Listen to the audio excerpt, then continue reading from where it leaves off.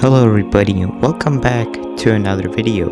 In this video, we have the first ever episode of Donetsk Sergey Prokofiev International Airport. Now this airport is located in Donetsk in the eastern part of Ukraine. Just a disclaimer, please do not get political in the comments. This is a channel about aviation, not politics.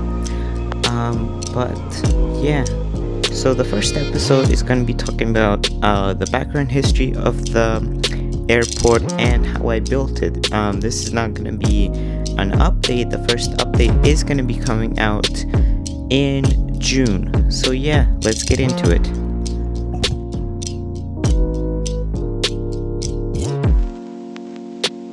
Donetsk International Airport was initially opened back in the 1930s, and in 1970s the airport got a new terminal, which was a state-of-the-art Soviet-style domestic terminal.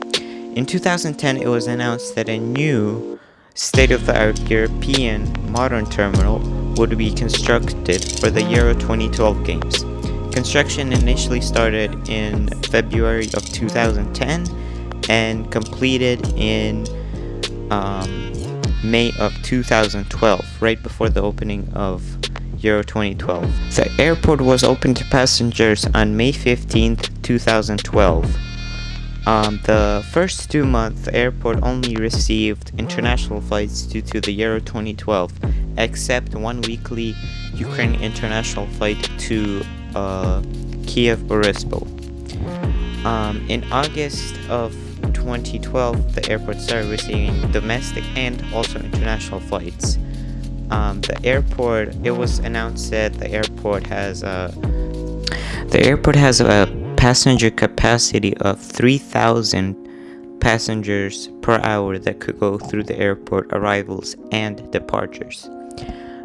It was announced that by the year 2015, the airport would have 5 million passengers per year go through the airport.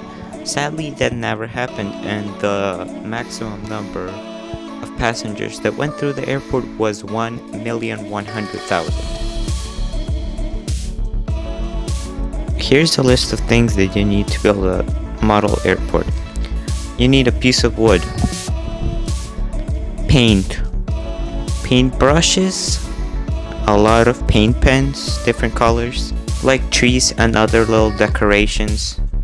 Of course, the terminal, which was printed by Custom Airport Networks. You also need GSE, jet bridges, and of course, model airplanes. Alrighty, so that's a list of things that you need for a model airport. Now, let's get building. Step 1, start painting the board. I would recommend at least 2 layers of a base coat. Now I didn't have a base coat, I was just using the same kind of paint. So I did 3 layers of that paint. Now that is to get like a good texture of it, and that, you know, it stays on there for longer. Now step 2 is painting the different areas. For example, runway, roads, or a gate area that has a different texture than your base layer. So I'd recommend using frog tape, because the paint would not actually bleed through, and you would get really nice straight lines. And after painting, you are gonna have a lot of garbage from the frog tape, so be careful. Don't get any of the tape on your carpet or walls or anything like that. Now it's okay if you get it on the airport, because you can just repaint it with your base layer. Just use a thin brush. That's what I did. That's why you see those little marks on there. So here's the finished product. I use really thin paint pens to get this. Now it is very important to have at least a couple of them, at least 2. Now, so here I started creating the markings. As you can see, I use the templates from Aviation 18, and I do alter them sometimes to have it a more authentic look to the actual airport. And yeah, also use paint pens. Now, as you can see, here's the finished product, and as you can see, it all looks amazing with the 3D printed terminal.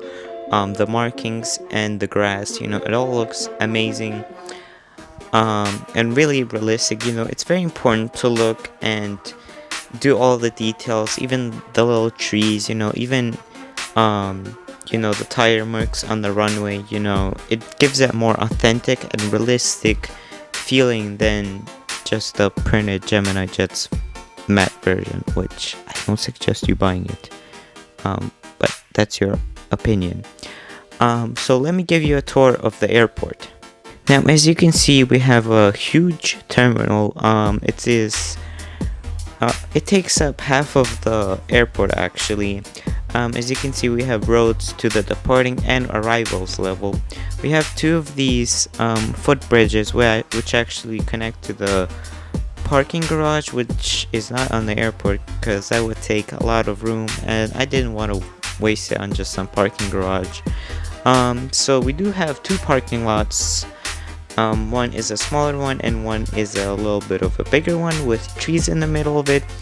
We do have 5 gates in the back with 6 jet bridges, and we also have 2 remote stands. Now, a little bit why I want to do this airport. Now, it has been 9 years since 2012, and I feel like it's very important for people who are interested in aviation to remember the history, and how aviation used to be.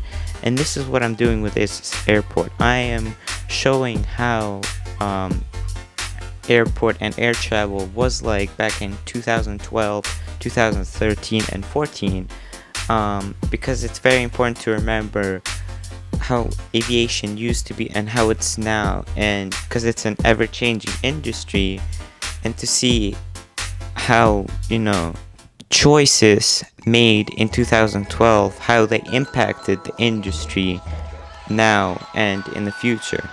Well, alrighty, everybody, I hope you enjoyed this video about the new airport, and I hope you enjoy future videos on this airport. But for now, I hope you have a great day and fly safe.